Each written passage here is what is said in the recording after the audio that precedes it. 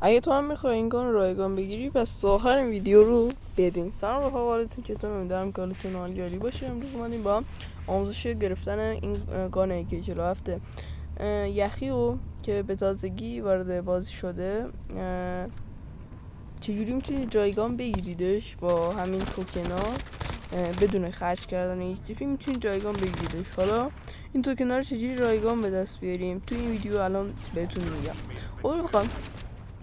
قبل از اینکه این ویدیو رو شروع کنیم یه لایکی، کامنتی، چیزی هر چی میتونید دوستان بذارید، چون هر یه لایک یا یه کامنت شما به من کمک میکنه که بیشتر دیده شم. شاید اون لایکی که 1/100 ثانیه وقتتون رو بگیره یه دنیا منو خوشحال کنه.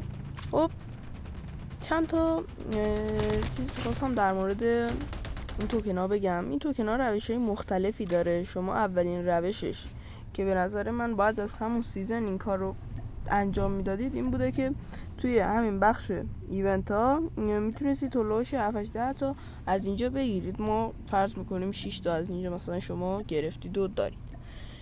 خب میتونستید حالا بیشتر یا کمتر هلوهوش همون 6 تا رو میتونید بگیرید، چون خودم ویوان هریس و ویوان اریس گرفتم با اینا و دیگه واسه یکی 47 نتونستم از اینا بکنم متاسفانه، چون بتل پس هم 2-3 تاشو زدم. خب بریم سراغ روشاش. یکیش همون بود که 7-8 تا، یکیش هم میتونستید از اینجا از تو همین بخش ایونت ها، آره اگه اشتباه نکنم نه اینجا بود، نه اینجا نبود، از توی همین بخشی که الان دارید میبینید 5 تا بخرید. 5 تا و 6 تا 11 تا اینجا بهتون گفتم. حالا توی آلکاتراز هم که برید یه 6 تا هلوهوش 6 تا میتونید رایگان بگیرید یا میتونید اشتراکشو بگیرید که میشه هلوهوش 7-8 تا.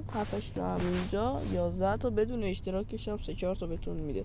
حالا ما بدون اشتراکش حساب میکنیم 3 تا و تا اینجا هلوهوش 14 تا به دست آوردیم و شما میتونید با این 14 تا اگه سفید باشید راحت این کریت رو بگیرید.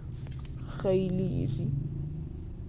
آره دیگه حرفی واسه گفتن نمیمونه، فقط از یه قسمتی بودش بکنم رفته. آره ایونتش رفته، میتونستید $1 بخرید، بعدش توی اونم 12 تا از این چیزا بود. آره دیگه خلاصه حالا اون روشی پولیش کاری باش نداریم. آره رفته.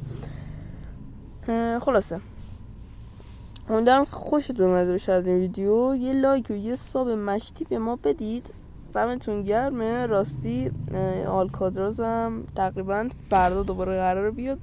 فردا هم باز ویدیو داریم از آلکادراز، ببینم چه کار میکنم. دمتون گرم. یه لایک اگه مرام و معرفت داری پای ویدیو بزن. دمت گرم. خداحافظ عشق منی. بابای.